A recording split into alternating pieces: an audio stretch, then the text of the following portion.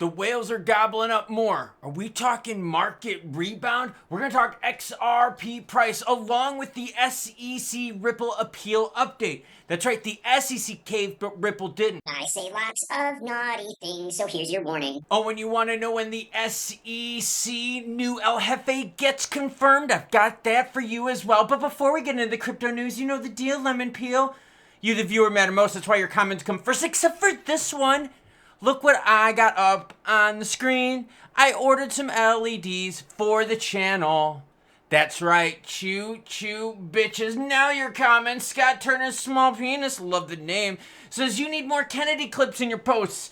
Ketamine stash? Hilarious, for real, if you don't know what you're talking about. Guess what? You didn't watch enough of the last video. Doran Butler says depends on the time, but I definitely dig the live chat. I've got the time for the Senate confirmation hearing. Oh, and it's gonna be juicy. Stephen Morse is dipping in the special K. What? That's right, Kennedy's a bit feisty. Bitcoin sitting at 86,387, ETH is 2026. A laggard still at that.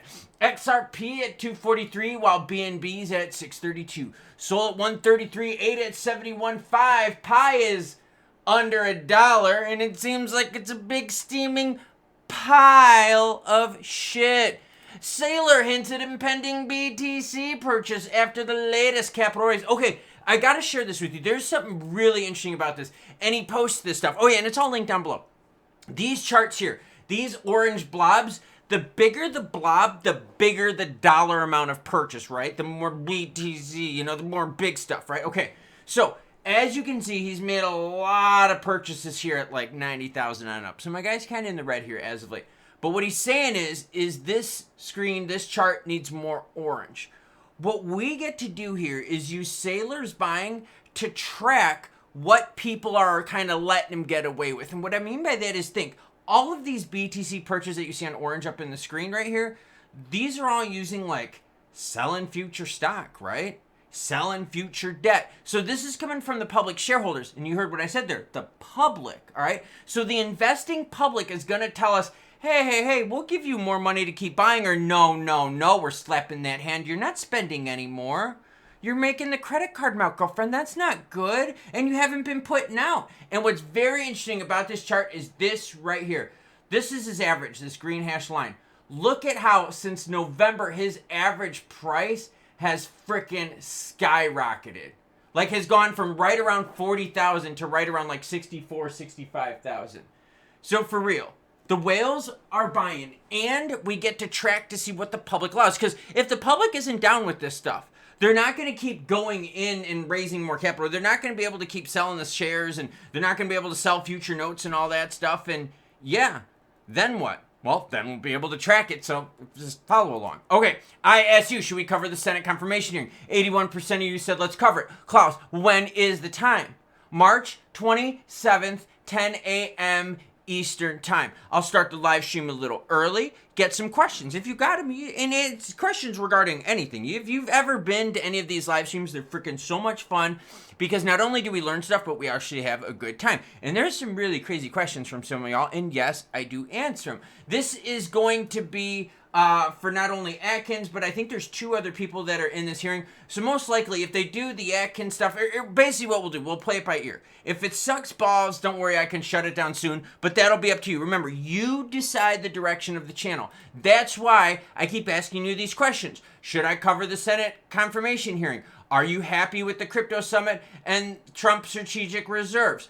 Are you okay with Ripple lending out XRP to buy? Like, you see what I mean? This is all about you. That's why your comments come first, except for today. Today I had a flex with my neon sign up on the wall, and then I'm going to get wire coverings in black so that you can't see it, so it blends in the wall, and I got a battery box for it, and it's going to be mounted on one of my PSA card holder shelves up here, and so that you won't see it at all. Jed McCaleb sells a fuckload of XRP. Ding, there's a big story for you.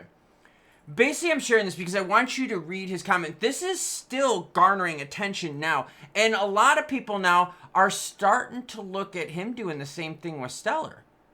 I mean, let's be real here. McCaleb, a big XLM bag holder, and the whole thing is my guy's not even really part of it anymore. So what he said, he goes, I didn't do that at all. I told the Ripple community I was leaving Ripple and no longer believed in the project. I did that before I sold my XRP. The intent was to let people front run me. The alternative was to sell without telling people. Is that better? We also gave XRP holders the ability to swap into Stellar, the hope being they wouldn't lose at all. Well, holy fuck, that was a bad play, considering Stellar is like totally getting its floor face kicked in the floor by XRP. Look, I'll prove my point here real quick, okay? Let's go to the 1 year chart, and we're gonna compare it with what, everyone? Let's compare it with Stellar. Here it is right here, Stellar XLM, and Ripple's in blue, and Ripple's blowing the fucking doors off of it. Up, what, 289%, while XLM is up like 117. Girlfriend, no. Girlfriend, no. So Jed McCaleb, bad advice. I'm bringing this up because McCaleb, whether it's from Mt. Gox, that got hacked, come on now, whether it was Mt. Gox, Ripple, or Stellar, this dude doesn't really give a shit about crypto. He cares about his own mission, his space mission. So my guy has basically been using retail everywhere he goes, not sticking around with anything, selling all his shit, whether it's XRP, XLM, whatever, to fund his space project. All he did was basically find a way to bend over retail to fund his fucking shenanigans. Okay, Ripple SEC date. April 16th. You're like, Klaus, why is this a big deal? The SEC caved in already. Yes, the SEC caved in already, but Ripple did not. See, what Ripple wants to do is make sure that this shit never happens again. So they're going to keep their appeal going. As much as you don't like Ripple, or as much as you don't like Brad Garlinghouse, or as Brad Garlinghouse, Ripple, the group over there, was a huge and is still a huge shield for the entire crypto community. You see them fighting for all of crypto legally. And honestly, they kept the SEC at bay a fairly long time. Let's be real here. So they're basically trying to make sure that this shit can never happen again. That's good.